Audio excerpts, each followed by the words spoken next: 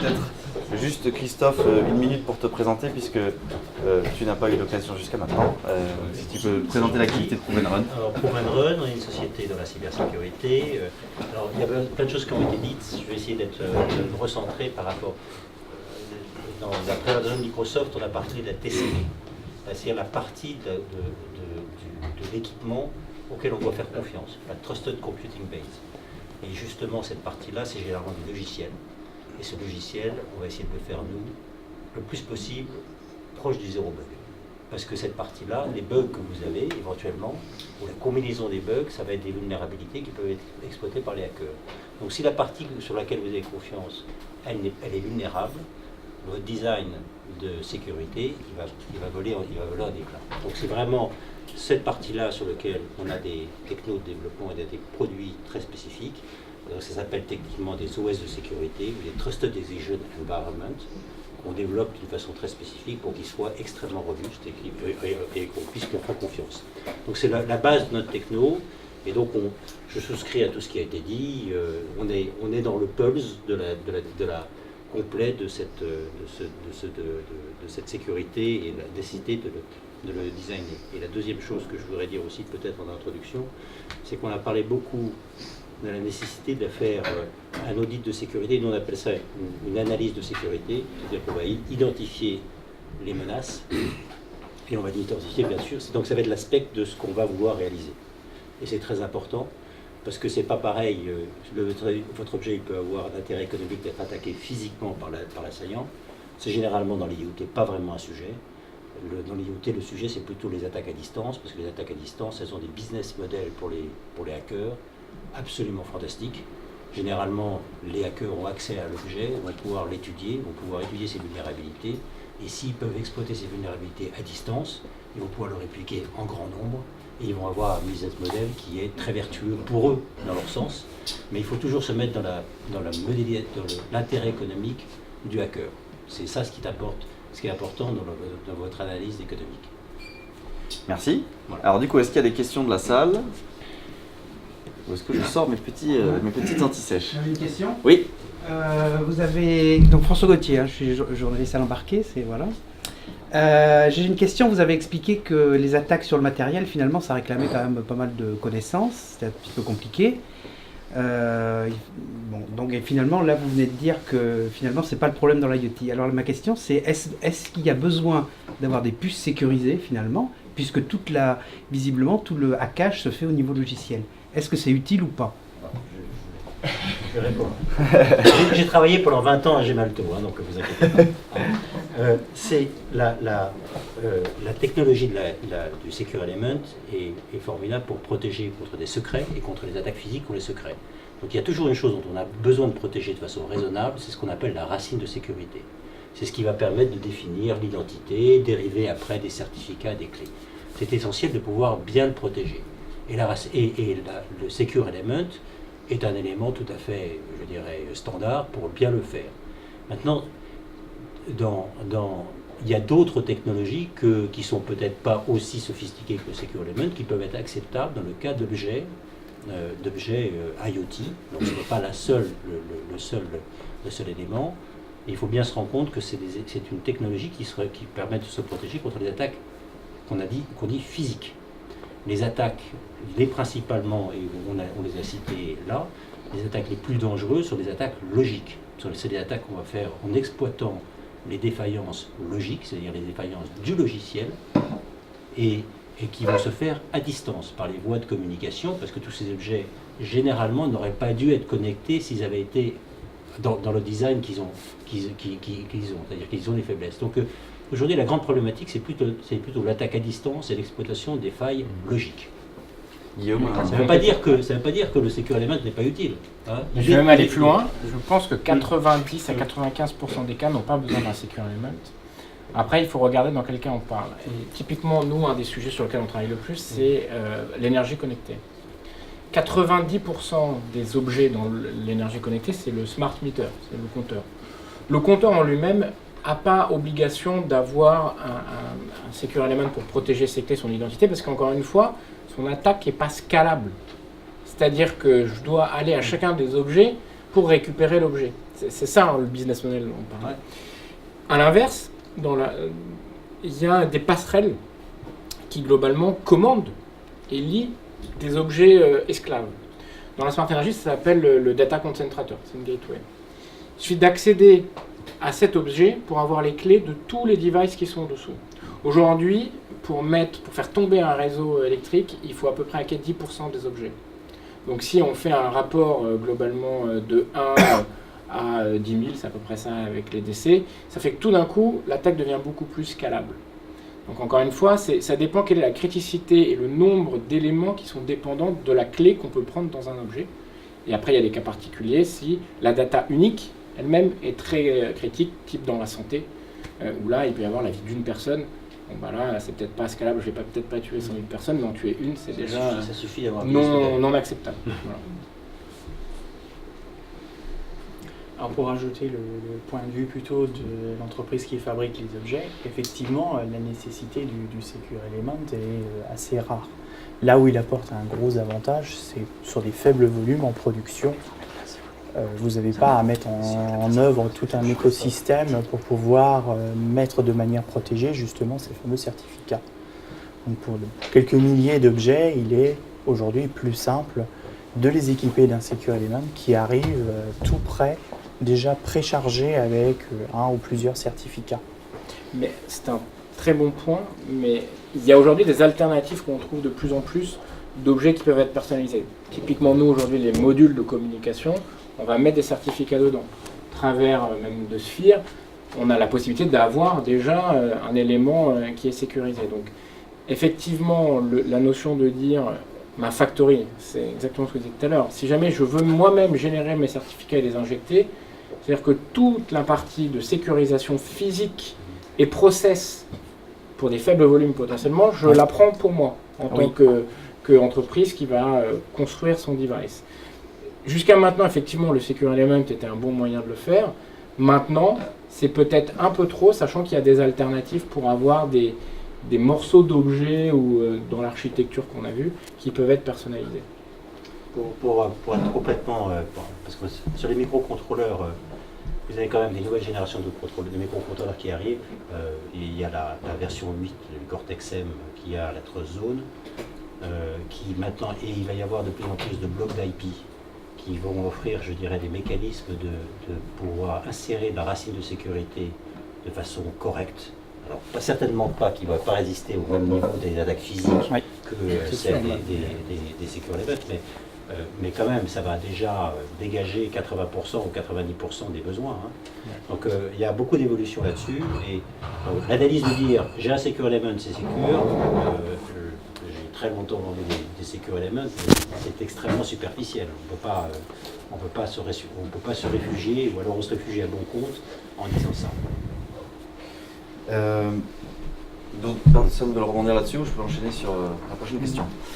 Alors, dans la mesure où la sécurité c'est une assurance, c'est-à-dire qu'on n'a pas forcément une valeur directe d'usage supplémentaire sur son produit, ça fait toujours un peu mal de l'implémenter. C'est quoi les coûts associés à la sécurité versus pas de sécurité? Des ordres de grandeur sur un coût de développement produit, qu'est-ce que ça rajoute? Est-ce qu'on parle de 50%, de 1%, de 5%, de 10%? Ne répondez pas, ça dépend. Mais ça va forcément dépendre, mais en gros, c'est quoi les ordres de grandeur? C'est quoi le surcoût associé? Ça dépend. Non, la balance bénéfice-risque doit être mise au départ. C'est-à-dire que c'est une balance qui doit être évaluée. Et fonction de la criticité, on l'a dit, si c'est le maintien en vie d'une personne sur un dispositif médical, l'enjeu sécurité est certainement à plus de 50% sur le référence design, enfin sur le design global du projet et du produit. Si c'est un produit grand public qui ne fait que collecter une information peu sensible et sur du mass market, comme on l'a vu avec les MCU qui sont là pour être sur des produits à très très grande échelle, même si l'enjeu de sécurité est notable parce qu'on voit qu'ils interagissent avec d'autres, mais ce n'est pas la préoccupation première de l'acteur qui fournit ce device-là. celui qui va être, tu évoquais sur, non c'est plutôt toi Guillaume qui évoquait, celui du bracelet connecté des officiers nord-américains, là typiquement le bracelet, ça lui a plutôt peut-être fait une bonne pub, malgré la défiance qu'il y a derrière, donc c'est pas une prise en charge de ces acteurs-là. Qui va me donner un chiffre? Moi j'avais posé la question, en interne sur ce truc. S'il n'y a pas eu d'analyse de sécurité en amont, c'est sûr que d'abord, ce qu'on pensera mettre comme sécurité et qui sera probablement... C'est comme si on fait un système sans spec. Quand il n'y a pas la spec, on a beau prendre un certain nombre de mesures, à la fin, ça ne marche pas. Donc il faut des analyses de sécurité, même si on ne les déploie pas au moment des preuves de concept, il faut les avoir faites et il faut avoir dépensé l'argent pour le faire correctement et de manière honnête. C'est-à-dire qu'on va prendre en place l'ensemble des menaces et on va dire qu'est-ce qu'il faut faire, etc. Après, on pourra décider de les mettre ou de ne pas les mettre. C'est toujours un raisonnement économique. Et donc, il y aura toujours un espèce d'ordre évident entre la probabilité et l'effet négatif que ça peut induire par rapport à la probabilité. Il peut y avoir 1%, un millième de chance de tuer quelqu'un sur un objet de santé, mais c'est inacceptable, bien que la probabilité est très faible. Donc en sécurité, on ne raisonne pas en probabilité. C'est oui, on met, et non, on ne met pas. Par rapport à la sûreté de fonctionnement. Donc c'est un raisonnement qui est un peu différent, et sur lequel on va devoir justifier pourquoi on a mis telle mesure ou pas telle mesure au moment du design, et pouvoir expliquer d'ailleurs pourquoi on pense que dans le design, ça traite le problème ou ça ne le traite pas. Et ça va évoluer dans le cours du temps du cycle de vie du produit. Donc, s'il n'y a pas de spec au départ, il n'y a aucune chance que ça soit à coût réduit. Si on le fera après, ça sera mal fait et ça coûtera cher. La recette est absolument certaine. Donc, une analyse de sécurité sur un projet industriel, c'est pas raisonnable de penser qu'il y a moins de 15 000 ou 20 000 euros à mettre dans une analyse de sécurité. C'est pas raisonnable. Sur un volume global de projet. Sur un objet qui va aller sur le terrain et qui va être exposé. C'est pas raisonnable de penser que vous n'allez pas avoir une quinzaine d'une journée d'experts de sécurité. Ils sont rares, il n'y en a pas beaucoup, mais il faut mettre cet argent, même si vous ne le mettez pas. Au moins vous connaissez exactement ce qu'il y aura à faire. Et on parle d'un projet qui aurait une dépense totale d'1 million d'euros. Quel que soit ça peut être 10 objets critiques ou 1 million d'objets. D'accord, c'est le minimum. C'est le minimum, c'est juste pas raisonnable de dire j'ai pas d'analyse de sécurité. Vous n'avez pas la spec. Donc après c'est très difficile de parler de coût. Après moi je peux te donner un ratio sur un projet qu'on a vécu sur un enjeu sécurité. Qui n'avait pas été effectivement évoqué dans le plan de design initial de l'objet, qui a pris 3 mois de design sans enjeu sécurité au démarrage, et qui a shifté de plus de 6 mois additionnels, donc ça a coûté plus du triple du projet initial, ne serait-ce que pour envisager la sécurité une fois le design déjà pensé et le projet déjà réalisé. Donc on voit bien que plus tôt on le prend en considération, moins je pense le coût global sera impacté, plus on le prend après coup, et plus un retour par exemple d'une usine qui n'est pas prévue pour être connectée, qui fonctionnait dans son sous-ensemble d'opérations en OT complètement isolé et qui devient connectée, là l'enjeu sécurité est important puisque tout ce qui était prévu, les mises à jour d'OS, les mises à jour des systèmes n'étaient pas évoquées initialement dans la conception de cette usine-là, donc de la rendre connectée ouvre en tout cas une boîte de Pandore importante. Qui plus est, les acteurs de ce milieu-là sont souvent réticents, non pas parce qu'il y a un coût important, mais ils ont bien estimé que le risque le devenait par design, parce qu'il y avait peut-être leur bonne recette de produits déjà partageable, et donc leur propre business model était déjà à haut risque sur ce sujet-là. Il ne faut pas oublier la réglementation quand même, parce que typiquement quand on a des données consumer, la RGPD dit quand même 3% du chiffre d'affaires, un domaine d'information, et elle dit aussi l'obligation de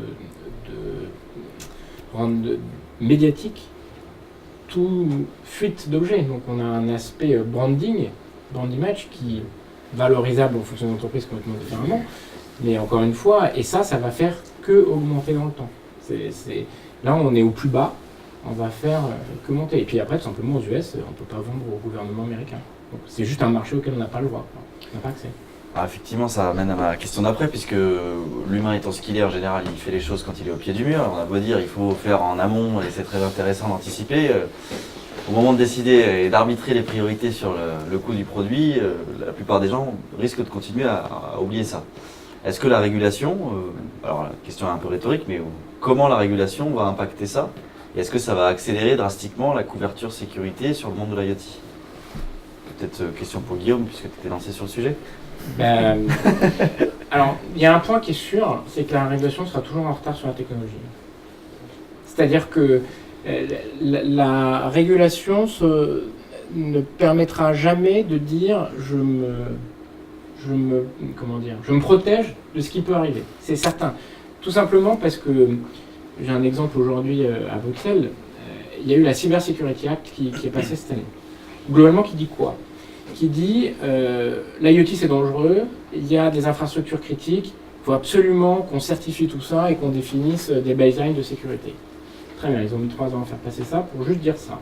Maintenant ils ont dit quoi? Ils ont dit on a une agence qui s'appelle l'ENISA. L'ENISA, en gros, c'est eux qui vont définir les niveaux de certification par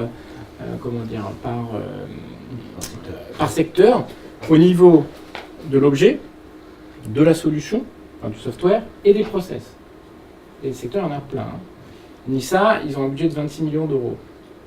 Le budget de cybersécurité de Morgan Stanley, c'est plus de 700 millions d'euros.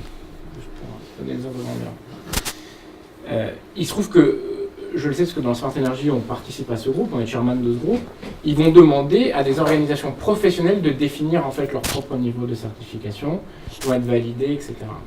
Donc, ça veut dire que c'est les acteurs eux-mêmes de l'écosystème qui vont les définir. Ça va arriver, ça va prendre encore 5 ans, je pense, pour qu'on en ait.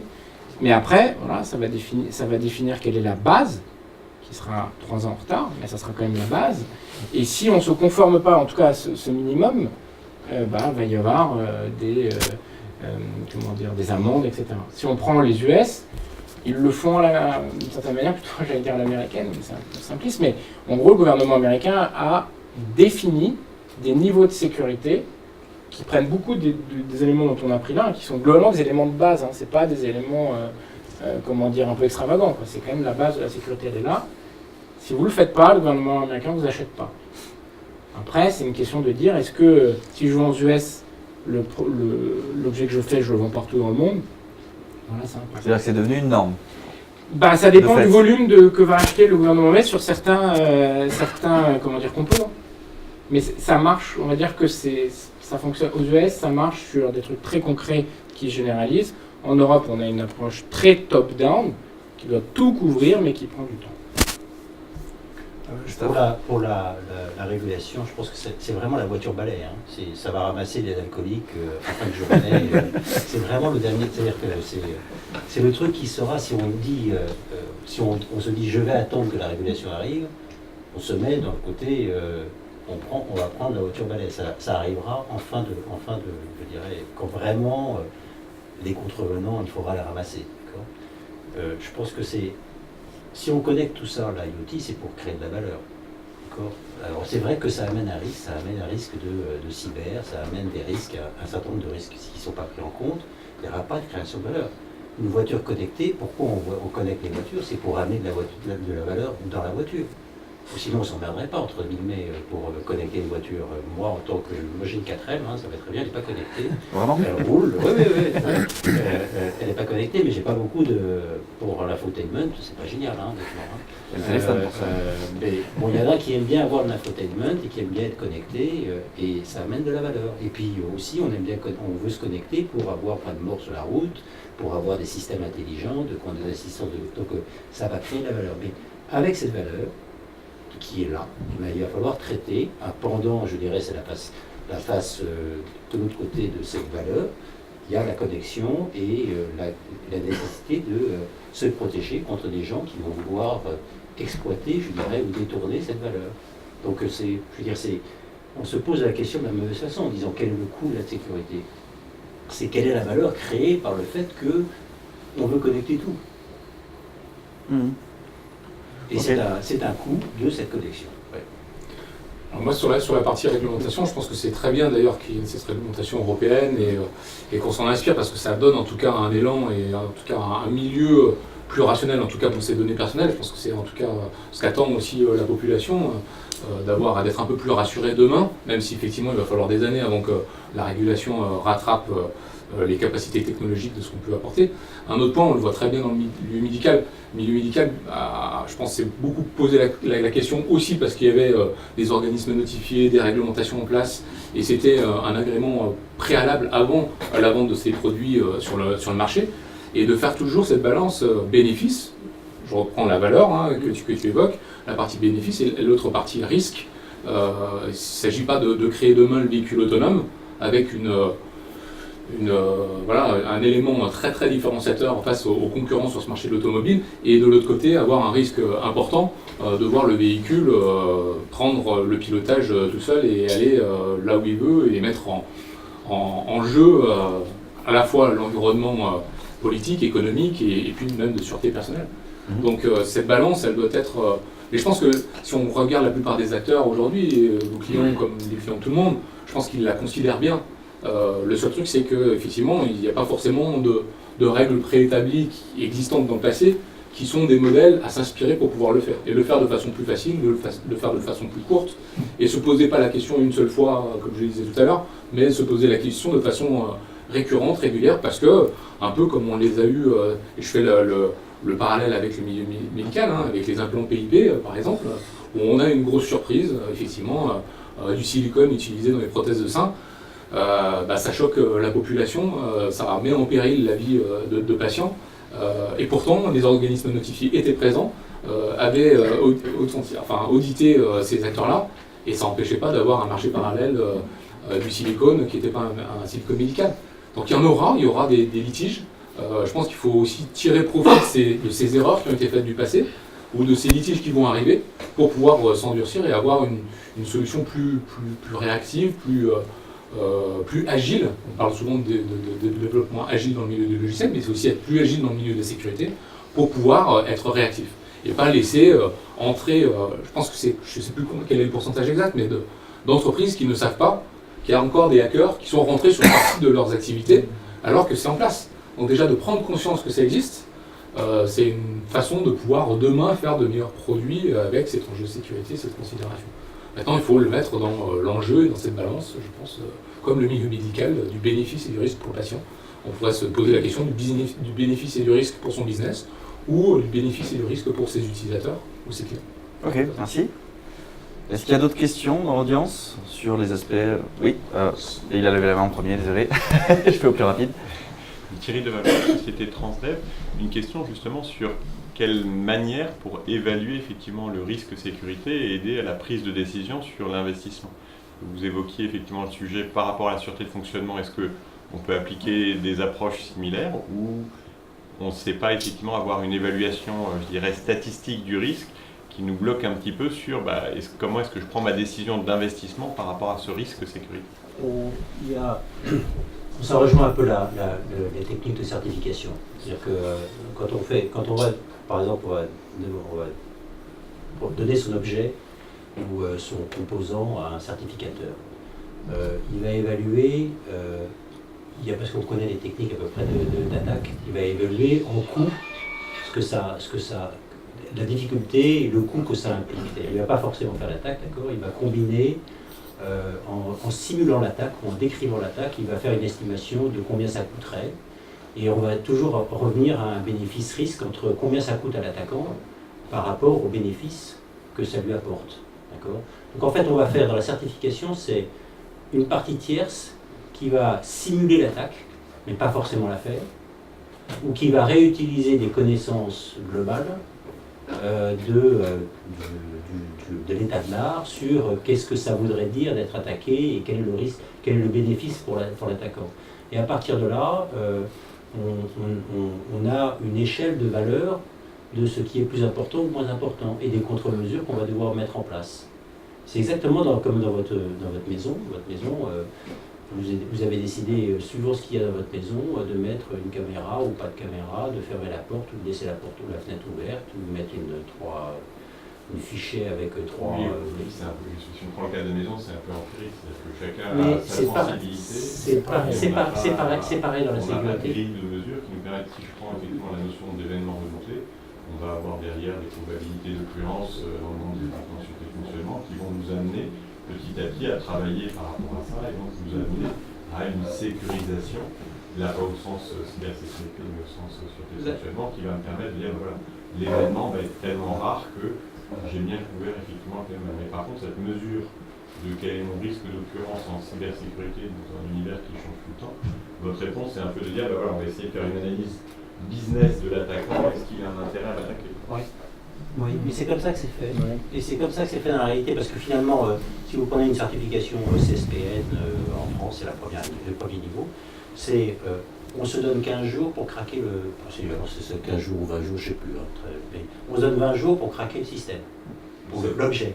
C'est-à-dire qu'en fait, on prend un expert, on lui donne 20 jours. Donc ça veut dire qu'on simule finalement qu'il y a le coût de cet expert, et dans le temps. Donc en fait, on fait une analyse déjà économique. Est-ce que je passe, est-ce que je passe pas? C'est pas absolument. C'est une analyse d'effort. C'est une analyse d'effort. Mais c'est toujours comme ça dans la certification sécuritaire. On raisonne en économique et on ne raisonne pas en probabilité. Parce que, par exemple, la probabilité de hacker un OS généraliste, un Linux, même n'importe, c'est 100%. Il y a toujours une capacité de le hacker. Maintenant, est-ce que c'est acceptable, oui ou non, dans un objet? On va regarder après ce que ça veut dire, d'accord? Mais on est toujours en économique. Ça mène une mesure d'effort, en fait. À mesure d'effort, absolument. Et c'est ça ce qui va faire votre, entre guillemets, votre triage des mesures que vous allez devoir implémenter. Et c'est pour ça que vous avez besoin d'avoir une analyse de sécurité en amont. Et c'est pour ça que vos propres gens, le certificateur, c'est simplement quelqu'un d'externe qui va certifier que vous avez bien fait le boulot. Mais vous, quand vous allez voir le certificateur, vous allez devoir lui expliquer pourquoi vous pensez que vous avez bien fait le boulot. D'accord? De toute façon, cet exercice, vous devez savoir le faire en interne. Il faut continuer, et c'est ce qu'on disait dans cette capacité de mise à jour, etc. Mais c'est pas que la mise à jour de l'objet, c'est qu'est-ce qui me décide de le mettre à jour? C'est parce que les attaques ont évolué, parce que les capacités ont évolué, et le scénario catastrophe dans une vingtaine d'années, c'est le quantum computing, qui là cassera une grande partie, en tout cas l'asymétrique ne tiendra plus, quoi. L'inquiétude est dans le fait effectivement qu'on a besoin d'une mise à jour continue effectivement de l'évaluation. C'est-à-dire que oui, on connaît notre design, on connaît ce qu'on a mis en place, on peut faire un certain nombre de choses, et en même temps on a besoin, je dirais, d'un support expert en cybersécurité qui va nous dire aujourd'hui, quelque part, l'effort dont on parlait tout à l'heure, il vient de passer de 20 jours à 10 jours. Oui, tout à fait. C'est ça. Tout à fait. Et vous pouvez avoir des failles qui deviennent connues de tout le monde et qui rentrent pratiquement dans le domaine public et qui sont exploitées en masse parce qu'elles sont rendues exploitables en masse. Voilà. Christophe m'a demandé de l'arrêter parce que sinon il continue à l'infini. Julien, du coup? Je vais juste amener un petit complément côté device. Donc, Julien Zeller, Synetis Embedded. On travaille sur des petits microcontrôleurs contraints. Et donc, mettre du SSL TLS sur ces équipements, ça devient une norme. Et donc, tous les projets de R&D se posent la question. Je pense que c'est bien de prendre en référence les browsers web, donc les Chromium, les Edge, les Firefox, qui sont les premiers objets connectés. Enfin, il y en a sur... Et ils ont le savoir-faire et les suites de tests pour tester les protocoles de sécurité. Il faut arriver à suivre ces leaders parce qu'ils ont des équipes qui sont extrêmement fortes. Ils ont des approches open source, donc ils ont aussi des outils de test qu'ils mettent à disposition. Il faut savoir qu'acheter des stacks et les mettre en place, il va falloir mettre aussi sur le papier quelles suites de tests sont passées et où sont les failles. Et il y a beaucoup de failles, il y en a vraiment beaucoup. Là, il y a le TLS 1.3 qui est en train de débouler sur le marché. Il y a très peu d'acteurs et ceux qui ont fait beaucoup d'annonces marketing ont beaucoup de trous dans la raquette. Donc voilà, suivre les leaders qui sont les browsers et qui, voilà, un objet connecté doit pouvoir se comporter avec à peu près les mêmes protocoles, les mêmes savoir-faire en crypto. C'est un avis en tout cas. Une dernière question? Oui, j'avais juste une question générale. Finalement, quand on est hacké, quand on a raté, il y a des failles, il y a un petit peu un sentiment de honte pour la société. Est-ce que qui a subi ça et elle ne le dit pas finalement? Et est-ce que une avancée dans la sécurité, ça ne serait pas finalement de de changer de mentalité, puis de mettre sur le marché quand il y a des choses qui ont été Ça dépend des entreprises. Hein. Dans le monde consumer, les très grosses, elles payent très cher le fait qu'on découvre un bug, etc. Donc les Apple, etc., ils payent, ça se paye très très très très cher la découverte d'un bug sur un iOS. Mais cela dit, c'est intéressant comme question parce que ça veut dire, de toute façon, on peut considérer que quasiment tout le monde va avoir un hack. Ouais. Et donc, est-ce que c'est pas de l'assumer et d'aider les gens à l'assumer pour dire partagez-les parce que comme ça on les corrige plutôt que de penser que vous êtes incontestablement une forteresse imprenable, quoi. Le seul élément de réponse que j'aurais là-dessus, c'est entre guillemets la marée monte dans le sens où ça a commencé en France par la loi de programmation militaire. C'est-à-dire qu'il y a eu cette obligation de partage et de reporter sur les opérateurs d'infrastructures critiques. Ça, c'était la première couche. Il y a une deuxième couche qui est, alors c'est à peu près une centaine d'opérateurs, soi-disant secrets, mais bon, on arrive à l'éliminer. Il y a une deuxième couche qui arrive, qui sont les opérateurs d'importance. Alors, c'est un terme barbare, mais important, quoi. C'est 200 entreprises de plus. Et donc, au fur et à mesure, ça va, et chaque fois avec les mêmes genres d'obligations un peu plus légères. Mais donc, au fur et à mesure, le curseur va monter. Donc on n'en est pas du tout sur l'IoT grand public, il n'y a aucun domaine de responsabilité, il n'y a pas d'incitation, mais le mouvement est lancé. Donc vraiment les opérateurs d'infrastructures critiques, s'ils ont un problème, ils ont un hack, ils ne vont pas le déclarer à l'ANSSI, ils ne vont pas le déclarer, ils le gardent caché et il y a des conséquences. Ils auront des problèmes. Surtout, ils auront... comme ils n'ont pas les experts généralement dans ces boîtes-là, ils ne pourront pas appeler le pompier de service qui est l'ANSSI, qui vient pour vous dépanner et qui peut rester là pendant longtemps pour essayer de vous dépanner. Il y a quand même des histoires qui sont relativement sérieuses, où ils sont restés pendant 2 ans, 3 ans, parce que l'entreprise, elle est pratiquement bloquée. Ça, c'était V5 Monde. Moi, je pense qu'il y a aussi une démarche qui est assez... moi, je peux parler d'un témoignage d'un client, je ne citerai pas le nom, parce qu'il ne souhaite certainement pas dont on donne le nom, mais un fabricant de dispositifs médicaux qui s'est retrouvé pendant très longtemps à mettre à jour son parc de dispositifs médicaux avec des clés USB faits par ses techniciens de confiance. Voilà, il y a eu un bug qui s'est fait, toutes les machines dans le monde entier sont arrêtées à un moment donné sans comprendre pourquoi. Il fallait mettre tous les experts sur toutes les machines au même moment. Ça lui a certainement plus coûté de ses erreurs, on va dire, de non-connectivité de ces objets. Donc une capacité à pouvoir mettre à jour rapidement et de façon automatique un parc d'objets important, c'est effectivement les connecter. Donc aujourd'hui, tout son matériel est de reconnecter ce qui, dans le passé, pensait être une sécurité de ne pas les avoir connectés. Donc on trouve aussi des scénarios qui sont de connecter ces machines pour pouvoir réagir rapidement, corriger d'ailleurs ses propres bugs dans un premier temps, et aussi détecter, chose qu'il ne détectait absolument pas, toutes ces machines auparavant, et de pouvoir détecter ces failles.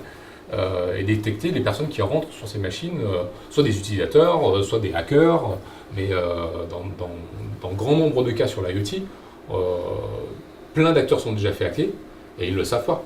Donc déjà de les connecter, les monitorer dans ce sens-là, c'est déjà une source d'opportunité pour pouvoir faire quelque chose, plutôt que de laisser faire les choses avant que ça prenne une médiatisation, on l'a vu, technologique, mais aussi des fois en jeu économique ou politique. On vous a préparé un petit buffet, puisque l'idée c'était aussi de pouvoir partager avec vous tous, donc on compte sur vous pour prendre quelque chose ici et vous restaurer un petit peu avec nous. Je comptais vous faire une tartine de 40 minutes sur à quel point on est fort et beau chez WeTechio, mais je ne le ferai pas. Comment ? Ça se voit, j'espère que vous l'avez retenu. Je me rends compte que je ne me suis pas présenté, donc je suis Samir Bounab, je suis directeur du développement au niveau groupe de WeTechio. Vous trouverez plein de WeTechians avec des jolis polos un peu partout, avec des rôles très différents, du dirigeant aux développeurs, aux directeurs de sites qui sont présents ce soir. Donc n'hésitez pas aussi à aller les voir si vous avez des questions sur soit la sécurité, soit d'autres sujets dans le développement de produits connectés. Et puis voilà, c'est un peu... Pardon ? Et il faut penser à tweeter, merci Yannick de me le rappeler. N'hésitez pas à tweeter. On essaye d'être le top 1 tweet, alors on est 30, donc il va falloir beaucoup pour ce soir. Non, mais en tout cas, pas d'obligation, donc ça nous fait plaisir. On aime bien avoir des news de nos partenaires. Merci beaucoup d'être venus ce soir, et puis c'est pas fini, on continue juste à côté. Ça s'est activé discrètement dans votre dos pour préparer un super buffet. Merci à tous. Ouais, ça